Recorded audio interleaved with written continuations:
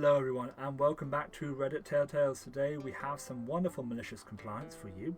So if you all sit back, relax and open your ear holes and we shall just jump straight into it, shall we? My time is valuable. I was a bartender in a fancy restaurant in a snotty town. The restaurant was run by a snotty, affected, rude manager. The time clock was right inside the door used by the employees, and the coat room was in the small room across the restaurant from the employee entrance. It took maybe 20 seconds to get there and hang up your coat. Everyone would walk in, clock in, and then put our coats away. I had just clocked in and I was walking to the coat room, removing my coat as I went. Rude manager grabbed me and in a very loud and rude tone said, "Stop, get back and clock out. Put your coat away, then clock in." Okay, sure dude. The thing is, I used to stop on the way in and buy the newspapers for the bar. No big deal, of course. It was off the clock, but not anymore. From then on, I would drive straight to work without stopping for the papers. I would get in, put my coat away, walk back across the restaurant and clock in. Then go back to the coat room and put my coat back on, leave and buy the newspapers for the bar, then go back and put my coat away, all on the clock. In order to save the restaurant's 20 seconds per day on the clock, rude manager ended up costing more than an hour extra per week. I got more money, he got no more polite. The restaurant went out of business a few months later. Yep, that's great. Never do free work if someone's ungrateful to you because they don't deserve your effort that you put in. Walk away or get the extra time if you need to, and eventually the business will close down anyway. Moving on. Cuss me out over pennies? Oh, you'll get your pennies. I was a shy, quiet 15-year-old when I first started working at a certain fast food restaurant in my small town. Then I encountered the general public. Many of the morning rush customers were super kind regulars who I got to know and like, but then there was the penny guy. Many of the morning rush customers were super kind regulars who I got to know and like, but then there was the penny guy. Penny guy was not a regular. He placed his order with no initial sign of anything out of the ordinary. His change came up to 29 cents. No pennies, he said gruffly. "You don't want your pennies, sir," I confirmed. This was not unusual. We had a charity donation box right by our cash register where customers often left unwanted change or had us deposit it. "Don't give me any damn pennies." The guy was glowering at me now. "Of course, sir." I handed him his quarter and dropped the pennies into the charity box. And then he exploded. "What the F is this? Effing quarter? I want my 30 cents. How effing hard is it for you to round the hell up?" I was caught off guard. "I'm sorry, sir, but I can't give back extra change. We donate what customers don't want and it all goes to charity. I apologize for the confusion. My draw had to be correct at the end of the day, so this was absolutely true." Well, that was not all right. He went on a very loud tirade about how cheap our restaurant was and how ridiculous it was to round down. He called me a cheap ass B, then he demanded his pennies back. "You won't rip me off like this. Give me my 29 effing cents. At this point, I could have given him a nickel from the drawer and replaced it later from my own pocket if he had been speaking to me like I was a person and not a corporate punching bag. I would gladly have done so. But that's not what he was asking me to do. I put on my sweetest smile. Only the store manager has the keys to the donation box. Give me just a minute and I'll go get her. At this point, one of the regulars behind Penny Guy speaks up. "Don't make her do that. Here's your pennies." He offered PG some pennies from his own pocket. Penny Guy's face flushes and he mumbles about it being the principles of the thing. My co-worker was managing the line, so I decided that this man was going to get his pennies. It took a minute to explain what was happening to the manager. She laughed and said she'd be there in a second. It took her a suspiciously long minute to retrieve the key and get it to the front. Meanwhile, Penny Guy mumbled and glowered and for some reason stuck around for those 4 pennies. It was a principle apparently, and it meant he waited a good 10 minutes while his to-go bag cooled on the counter. Every now and then, when a new customer came to the till, I'd look over at the penny guy and assure him, "Don't worry, sir, the manager will be here shortly to return your 4 pennies from the donation box." This earned him a few looks while he waited. When my manager finally came to the front, we opened the donation box while the busy store watched. We counted out 4 pennies and handed them back to a now very red-faced and much quieter man. "I'm so sorry for the confusion," I told him. "Here's the rest of your change." He took the pennies and left, still mumbling about what a rip-off the whole thing was.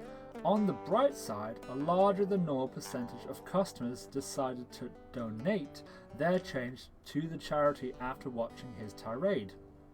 I took some pleasure in the thought that even at minimum wage, my time was worth more than 24 cents an hour. Very true. I mean, it is his right to get all his money back, but when you say, "I don't want pennies," what's the person expected to do? You know, like, you don't want that money, it's going to go somewhere into the charity box. You know, leave it at 4 pennies.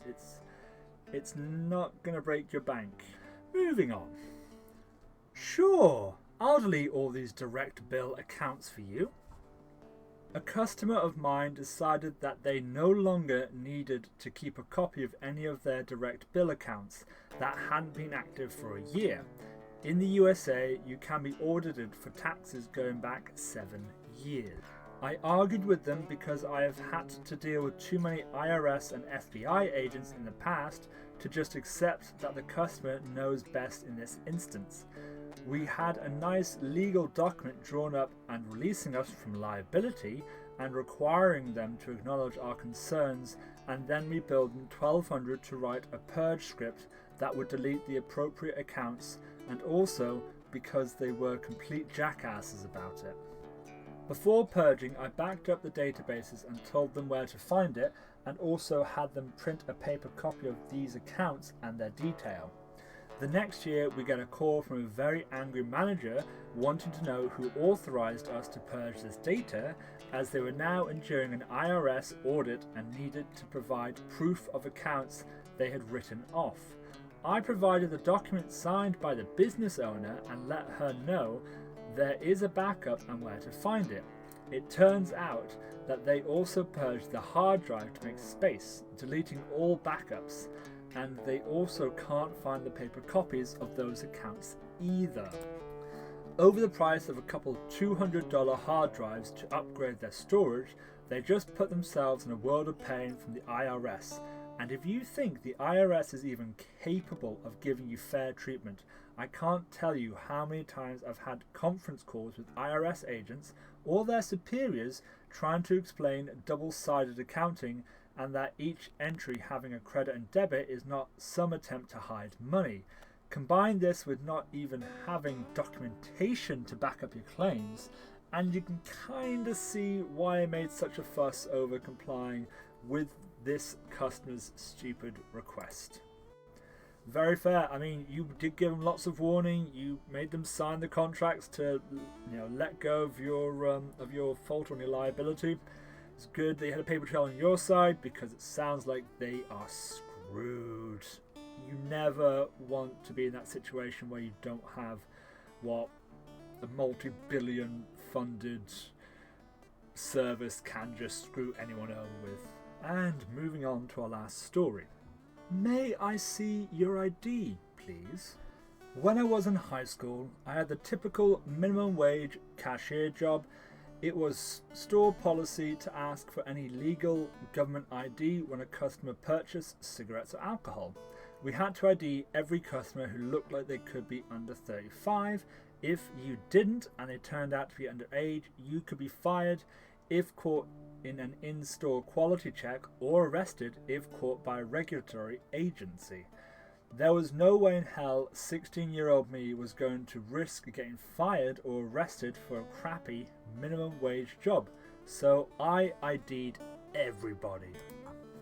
Now, 99% of the time, the person reacted amicably, handed over their ID and went on their way, but on occasion, I would end up with some Karen or Chad who had left their ID in the car and wanted me to proceed without the ID check. One particularly Karen-y Karen, who looks to be in her late 40s, would come in to buy cigarettes and never had ID, so I refused to sell her cigarettes. She'd pitch a fit and storm out. After doing this 3 or 4 times, I guess she had enough and bitched to my manager. I had to go on a break at this point, so didn't have a chance to actually look at her ID that time either. The following week, Karen returned and once again tried to buy her cigarettes without ID. As usual, I requested a DR license and the usual circus ensued. Manager asked me afterwards why I still asked for an ID after he had completed her purchase himself the last time. I pointed out that I had yet to actually see the ID myself. Therefore, per company policy, I couldn't assume that he had done his job and confirmed her ID. I had to keep asking until I confirmed her age myself. She continued to come to the store and throw the same tantrum for a few more months before I moved away. I never saw her ID, and I refused to sell her cigarettes for a solid 6 months, I think. I mean, well done for sticking to your guns. I don't know that many 16-year-olds that could have stuck to their guns against a 40-year-old Karen. So well done on your part. And yeah, I mean, it's very true. It's the same here in the UK. If you are caught, you know, you're looking at massive, like £20,000 fines. You know, you can get fined. You can face so many different things. It's horrendous. But so glad you got out of that. And that's it for today. If you enjoyed it, please smash the like button. It really, really helps me out. And subscribe today. There's loads more content on there for you to enjoy and peruse. I'll be back again tomorrow, 6 PM with more videos. So do check them out when they're out.